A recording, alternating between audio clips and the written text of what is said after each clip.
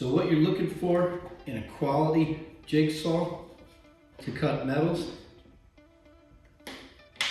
is the actual gear case. Flip it around this way. And you'll see this is what you're looking for. Just as the industry leader. Heavy cast aluminum. Pull this out of here for you. Take off your reciprocating assembly. That's what you're looking for. Solid mount gear. You have your pins, you have your mounting hardware, but then you also have your pins which keep this in alignment. This is the piece that needs to be held in alignment. This is your reciprocating mechanism right here. This piece here will travel up and down right onto that bearing. That's what gives you your linear motion in there. All of them are designed the same way in there. Large gear, hardened.